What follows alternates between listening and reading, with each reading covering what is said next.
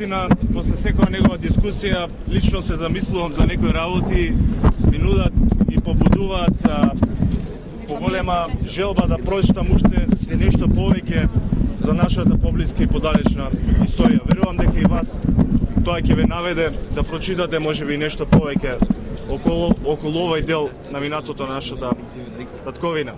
До мене е синот на Методи Андонов Ченто или Андонов Ченто, живиот наследник на делото на првиот председател на президиумот. Јас му благодарам што не укажа чест и што е денеска тука присутен со нас. Се надевам дека ќе имате можност лично од негова уста да слушнете нешто повеќе и нешто што претходно не беше кажано. Ви благодарам. Поелет. Добро, јас ви благодарам што ме поканивте и посебно благодарам што на овој начин му оддавате признание за неговото дело. Исто така му благодарам на професорот Поповски кој што ги изнесе основните факти од животот и делото на мојот татко. Јас би сакал по повод овој ден, пошто така и ми кажавте, да кажам неколку збора за доаѓањето на президиумот на АСНОМ и главниот штаб во Скопје по ослободувањето. Како што знаете, после АСНОМ по формирањето во Прохор Пчински, некаде во септември месец се смести во Горно Врановци, каде што остана до 5 ноември и на 5 ноември се пресели во Прилеп по ослободувањето на Прилеп и Битола на 3 и 4 ноември. После на 13 ноември беше ослободено Скопје. Главниот штаб и президиумот на АСНОМ во Скопје овде дојдоа на 15 ноември. Истиот ден бил одржан голем митинг овде на плоштадот, бината била на онаа страна. Следниот ден, таа цела екипа, да кажам, замина за Куманово, каде што следниот ден на 17 беше одржан еден митинг и после митингот беше дочекан подпредседателот на президиумот на АВНОј, илинденецот Димитар Влахов. Заедно сите се вратија тука во Скопје и повторно беше одржан еден митинг на кој што зборуваја прво татко ми, потоа Димитар Влахов. Исто така го поздрави и еден советски мајор Инков. Така да народот на вистина ги дочека со воодушевување сите тие работи. Внесејќа оно што го сакаше татко ми, Македонија да стане јатка на единството на балканските народи, се уште тоа не е постигнато. Јас скоро реков дека можеби сето тоа, тие негови желби за обединување на македонскиот народ ќе се исполнат оној ден кога нашава земја ќе биде примена во Европската Унија.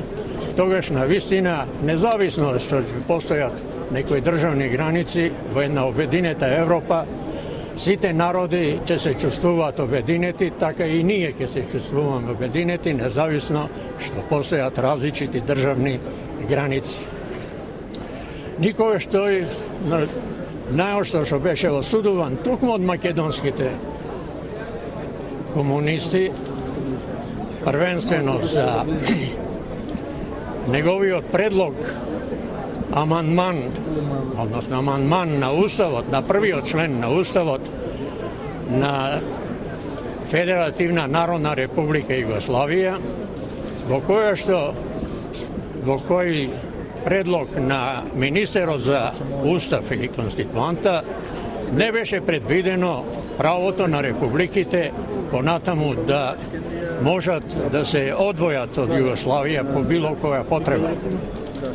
Објаснувањето на татко ми за задржувањето на правото на народите да се здружуваат и со тоа право до цепување беше единствено наменето во случај да балканските земји се сложат, Македонија да се обедини, ама да не биде обединета во Југославија, тогаш Македонија да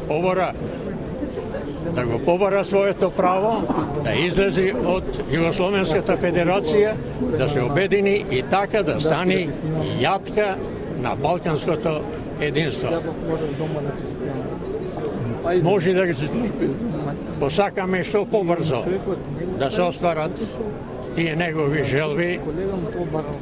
Штета е што Македонија го изгуби во најдобрите негови години, кога можеше да твори. Мене ми е жал што таква и приликата тука. Јас имаме приготвено неколку презентации како за биографијата која што детално ја изнесе професорот Поповски, така за безброј негови мисли и записи кои што ги има напишано во тоа кусо време што му беше на располагање. А исто така и илустративно неколку фотографии кои што се надевам дека Унијата на младите сили на ВМРО-ДПМНЕ во некоја прилика, пошто им му предадов на председателот CD со тие 3 презентации, ќе можете некаде да ги погледате и подетално да се запознаете.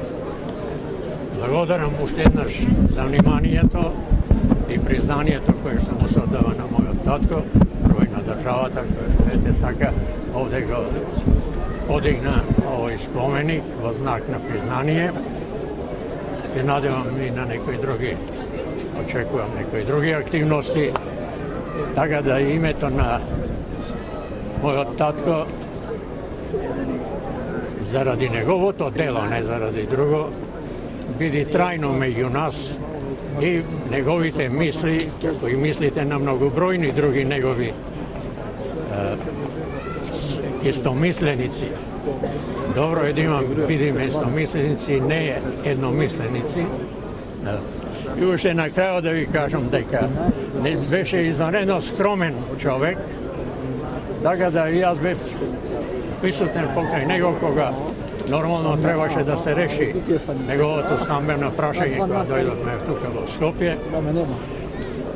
Комисијата која што постоеше веројатно пред президиумот му предлагаше, му предложи прво зградата на каде што е сега италијанската амбасада на Шкаперда.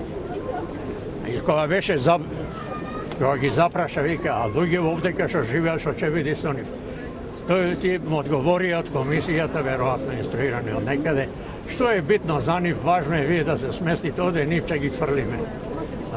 Потоа му беа предложени уште 2-3 убави згради кои што сега се срушени после земјотресот и на крајот одбра да, пошто разбра дека инаку бевме сместени тука во хотелот Нова Македонија, разбра дека овде има во соседната зграда, токму на овде кафаната сега Лондон, еден празен стан и праша дали може тука да го земеме. Исто беше критикуван дека бил голем демагог. Зошто? Затоа што кога молеше на секаде и во Бугарија и во Белград за потребите на државата и на војската наша да се добија бензин, зошто тој не одел од овде до собранието со автомобил, туку одел пешки меѓу народ. Во истото тоа време секретарот на партијата имаше 3 кујки да не се знае во која спие за да не го оттепа непријателите. Татко ми не го убија непријателите, тој рече не ми е жал, сите ќе умираме и јас ќе умрам. Меѓутоа, мене ми е жал што на овој начин толку. Има многу да се кажува за него.